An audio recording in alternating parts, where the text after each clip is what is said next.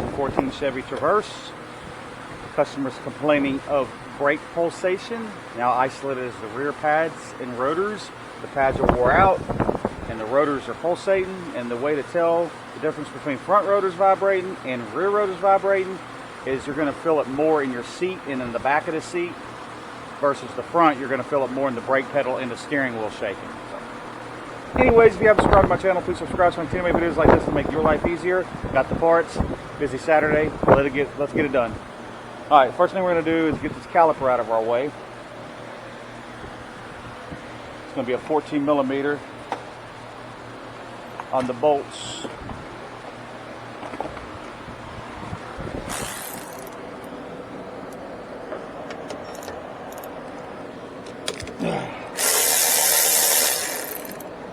Now, don't take that one all the way out. Thread it a couple turns, because when you try to take this one loose, it's going to flip up on you.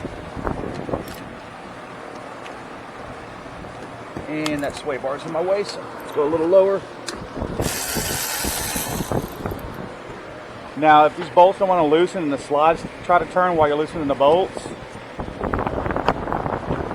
just take you a pair of like vice grips or whatever size that is, maybe a 17, and just clamp your vice grips to it and hold it so it don't turn while you're trying to take the bolt loose. But I got lucky and they came right out without having to do that, so I was ready for it though. The other side did it to me.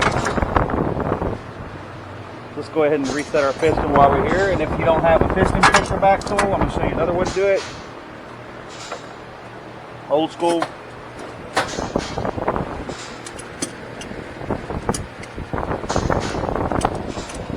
All right. Squeeze them bad boys. It's a little tight, but it works. I'll just set that out of our way. No stress on the brake hose, because everybody gives me crap about that on my videos. And I got a yellow jacket trying to sting me. Go away. Okay, now we got to take this caliper bracket out of our way. It's going to be a 21 millimeter. I'm just going to loosen them because they're Loctited in, and I'm not wrenching them all the way out. So, here's what I'm going to do. Give me a 21 millimeter. Or maybe not. That is a 22.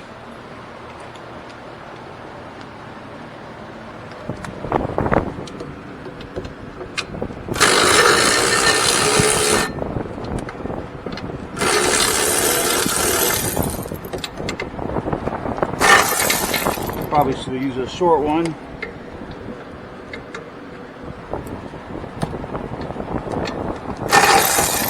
Get on there. I might have to wrench that a little bit more. Yeah. This ratchet is kicking up on me. And I threaded that a couple more turns, that way the bracket don't flip up on me.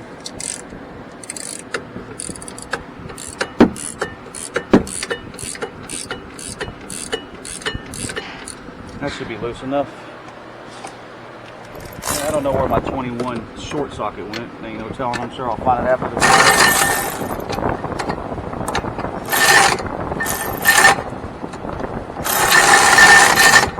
It wants to take it out. All that extra length is bogging me down. Let's just do what it wants us to do and wrench it all the way out. Little shit. Cars be trying me, especially when I decide to do a video on it. But we're gonna finish this crap. You ain't gonna get me today.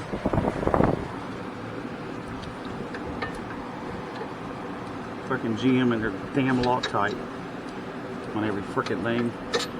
How about you just put a washer on the bolt like Nissan does, and Toyota and Honda? You know, but that would make too much sense. Let's just Loctite the shit out of everything. T30 on the rotor hold down bolt. You know, because we want the tech to have to work on it, really do work on it. Easy brake job, make it as difficult as we can, because that's what engineers freaking do. And let's discard that rotor. Don't care about that old condenser. Now these rotors, a lot of them will have the, unless you get the painted ones, they'll have the oil on, the Cosmoline oil. Huh? That's what I do when I'm doing videos. I like to show people my aggression.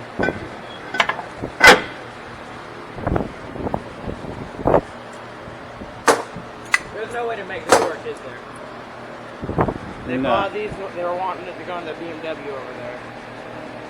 No, they didn't. But I can't even get this clip around it. It didn't come with a junction to plug into the old one, to plug into that one? This is it. That's all it is? Yeah, and then this is supposed to go there, but there's no way to hold this in place. Yeah, they got the wrong ones then. Tell them they need to get the right ones. 'Cause they should have everything you need. I've got the same ones in my car. They should be plug and play. So, as y'all know, recently I changed to another shop, same company, just a different store, scenery change. And of course, it's the same old crap it was at the other store. Everybody wants to talk to me when I'm doing a video.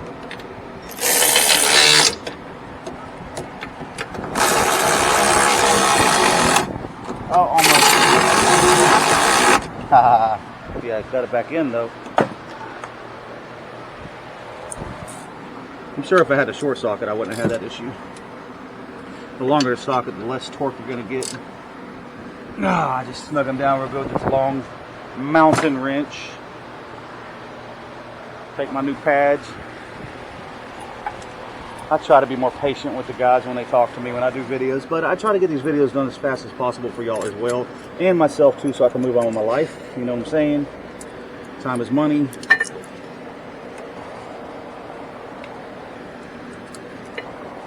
Get those new pads in there. Push your slide back. Now if they don't push back nice and easy like I just showed you, pull them out. Let me show you how to pull them out in case you don't know. Like that.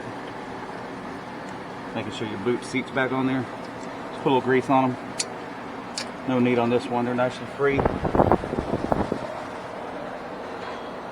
And I don't change my hardware on the calipers unless it's damaged, because a lot of times I get the aftermarket hardware with the brake pads and they end up squeaking or making noise or scrubbing the rotor or something. I just leave the hardware alone. Give it a final snug on those bolts. No, should have put that on, I guess, before, but the rotor was being polite and held itself nice and straight for me. That's how you do it. Put your wheel back on, torque your wheel, whatever you want to torque it at. I think this one's 150. Pump your brake pedal up, take it for a test drive. Anyways, sorry about the interruptions, because that's what always happens when I'm doing videos, but y'all know how it goes. If you've been watching my videos long enough, it's all the time. Barely I get a video done without anybody interrupting me. So anyways, y'all subscribe. Y'all have a good day. Check like as always. Peace out again, YouTube.